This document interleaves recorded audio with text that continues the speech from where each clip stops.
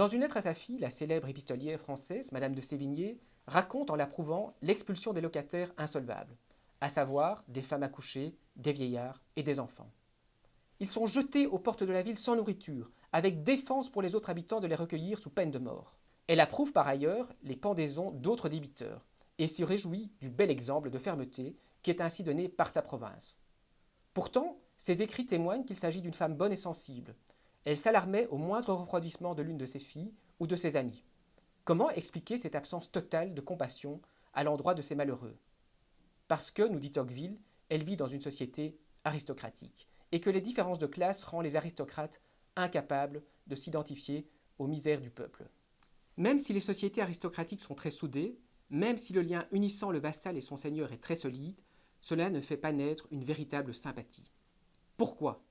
Parce que, dit Tocqueville, il n'y a de sympathie réelle qu'entre gens semblables. Quand il débarque en Amérique en 1831, Tocqueville est également un jeune aristocrate.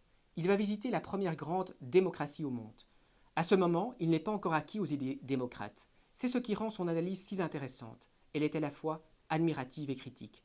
Premier choc, tous les Américains travaillent. Le travail n'est pas le propre des classes inférieures. Loin d'être un déshonneur, le travail est une des plus hautes valeurs sociales.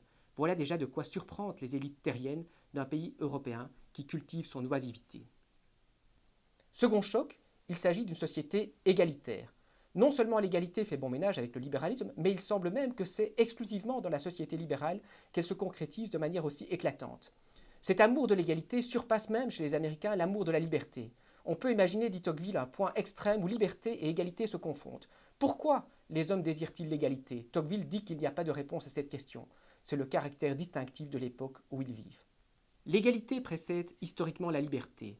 Dans la plupart des cas, le goût et l'idée de la liberté n'ont commencé à naître et à se développer qu'au moment où les conditions commençaient à s'égaliser. L'Amérique compte de nombreux riches. C'est d'ailleurs le pays où la richesse est la plus valorisée et où la théorie de l'égalité des biens est la plus méprisée. Mais la fortune y circule avec une rapidité étonnante et ne se transmet pas nécessairement d'une génération à l'autre. Cela dit, les niveaux de fortune ne diffèrent pas sensiblement. Presque tous les Américains ont de l'aisance et peuvent acquérir de bases solides d'éducation. Il demeure néanmoins des inégalités en Amérique, car il s'agit d'une société esclavagiste. Même si les esclaves noirs américains sont incomparablement mieux traités que les Noirs habitant dans les colonies européennes, ils subissent néanmoins d'affreuses misères et sont soumis à des punitions très cruelles. Par contre, aux États-Unis, les rapports extrêmement particuliers existant en Europe entre maîtres et domestiques sont tout à fait inconnus. Nous avons oublié ces choses en Europe avec l'égalisation des conditions. Dans une société aristocratique, l'inégalité des conditions est telle que, sur l'échelle des êtres, la distance entre le maître et le valet est immense. Il y a des lignées héréditaires de valets, de la même manière qu'il y a des lignées héréditaires de maîtres. Les mêmes familles de valets servent durant plusieurs générations les mêmes familles de maîtres. Les valets ont leurs valeurs, leurs codes, leurs traditions. Ils obéissent à une sorte d'honneur servile. Le monde des valets est structuré par une hiérarchie qui va du serviteur d'élite jusqu'au laquais, placé tout en bas de l'échelle.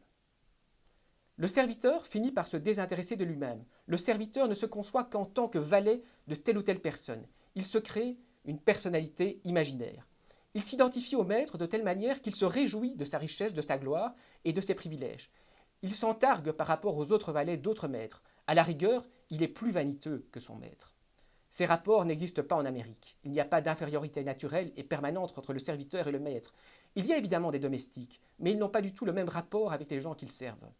Dans une société égalitaire, les hommes changent souvent de place. Le serviteur peut devenir un maître par la suite.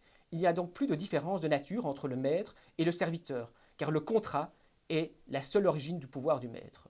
Le serviteur américain n'anéantit pas sa personnalité pour s'immerger dans celle de son maître, pour s'en glorifier ou en défendre les privilèges.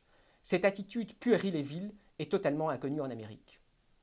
Tocqueville estime que cette égalité ne pourra jamais être déracinée aux États-Unis et il écrit « La première et la plus vive des passions que l'égalité fait naître, je n'ai pas besoin de le dire, c'est l'amour de cette même égalité. »